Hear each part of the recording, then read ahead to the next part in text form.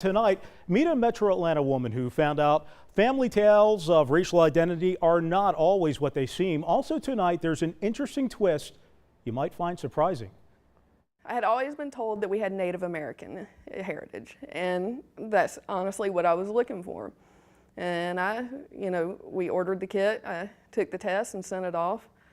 And it was a wait. In the weeks waiting for her ancestry DNA results to come back to the house, Henry County wife and mom Carmen Rexford was spending quiet moments on the couch doing research on that Native American notion she'd heard and believed looking at old family photos. That was until she received this pie chart ancestry breakdown, 99% European and 1% Ivory Coast. Ivory Coast. As in the nation in West Africa where plenty of enslaved Africans were forced to come to America to work for free. Pretty much when you go out in society, people are still going to see you as... And they're going to see me as white, and rightly so. I mean, I'll never know what it's like to be black. Check out the DNA pie chart for Carmen's mom. Africa, South Central, 1%, Nigeria, 1%. With even more African DNA than Carmen at 4%. Carmen and her relatives are not the first white people to uncover African ancestry. Singer Carly Simon discovered 10%, and actor Ty Burrell from the show Modern Family found 1.4%. And then there are these folks from YouTube. And that my African DNA came back as 2%.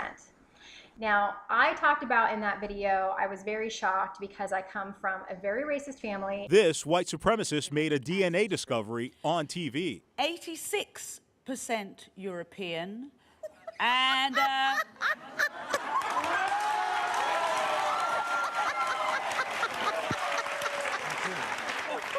Give it to him. 14% sub-Saharan African.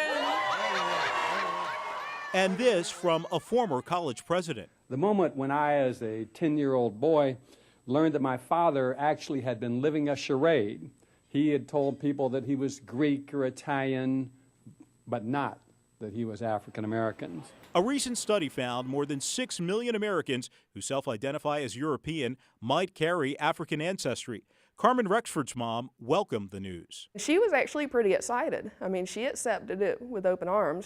She was disappointed that there was no Native American, but she wanted questions answered, and, I started looking. And Carmen's looking turned up another revelation.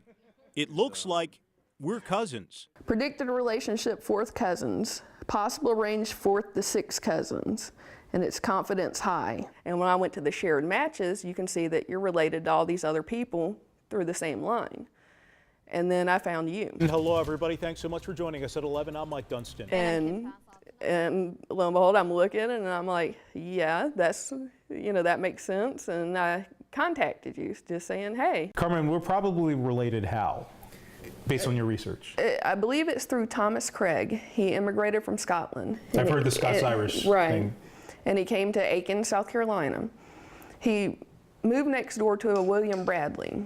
And it appears that William Bradley sired 3 daughters with a slave. It does make sense. Relatives on my mom's side are from the Aiken, South Carolina, Augusta area. This is Sarah Sally Craig, and she's the one that supposedly is born into slavery. For Carmen, knowledge is power. Power she believes could change attitudes and behavior. But also I think it could really help in race relations, that if you find out it affects you, like me, like, hey, it matters to me because now it affects me, even that 1%.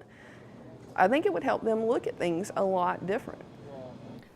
So Carmen, cousin Carmen, and her mom were thrilled to find African ancestry. And coming up on Sunday night, how the other relatives reacted in her family. Plus, an expert weighs in on the value we actually place on racial identity. You can check it out Sunday night at 11:30.